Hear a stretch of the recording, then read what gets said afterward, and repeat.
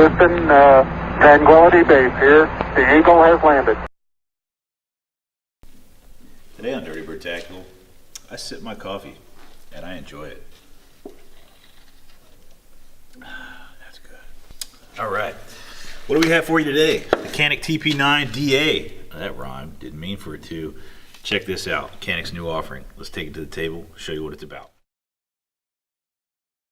This is the new offering from Canik, the way it comes in the box.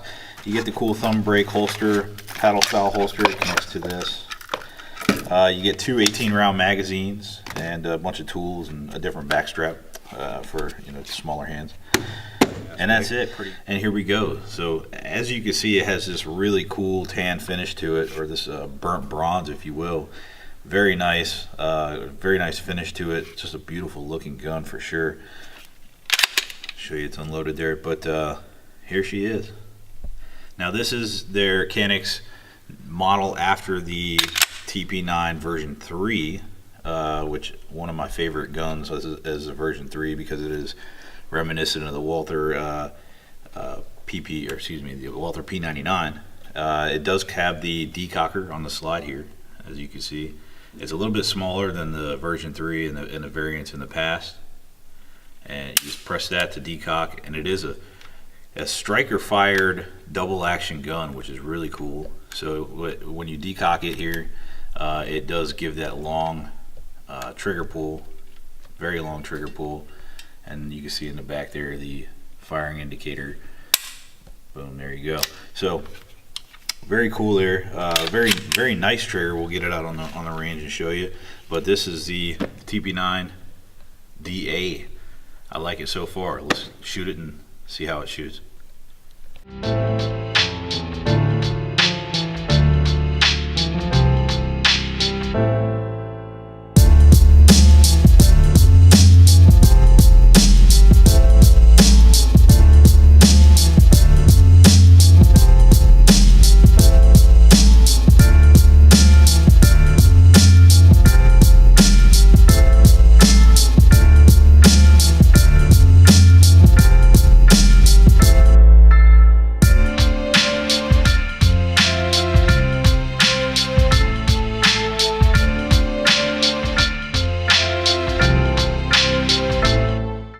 Yeah, so I'm going to go over the quick options you have on this TP9DA. The trigger system is really cool.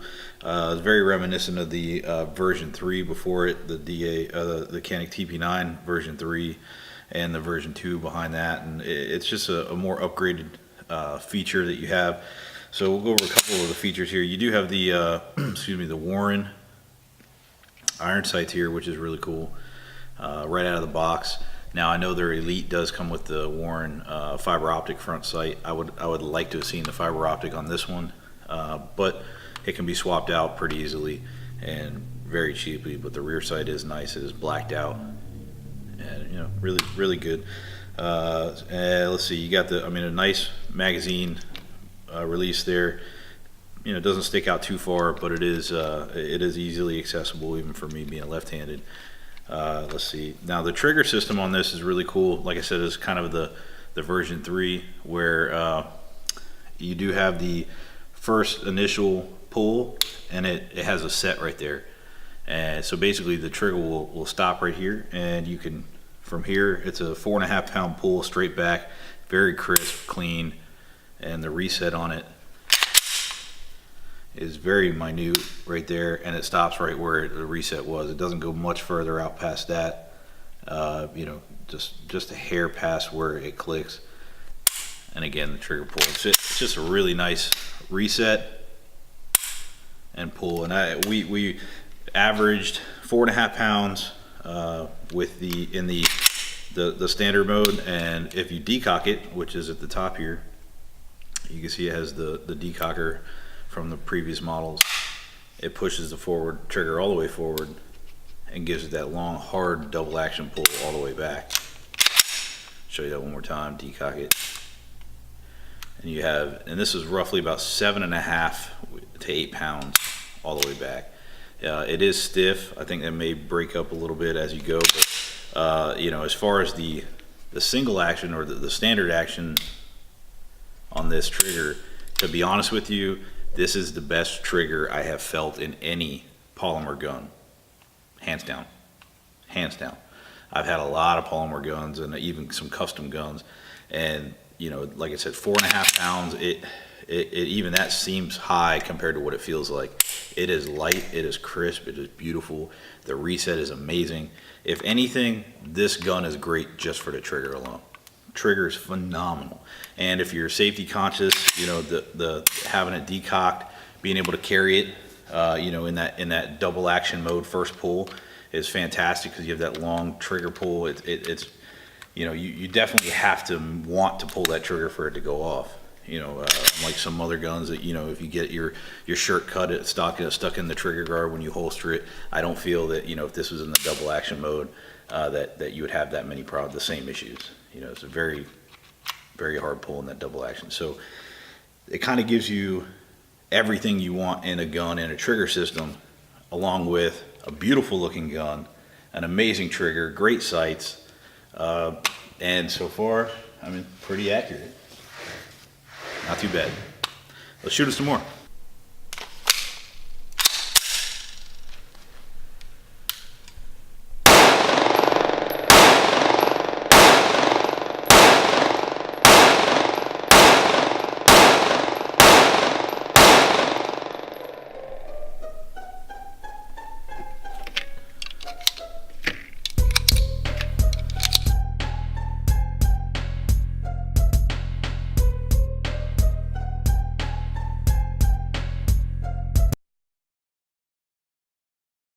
I'm gonna go double action, see how well this, or how accurate this trigger is in the double action mode. Shoot for his right elbow here.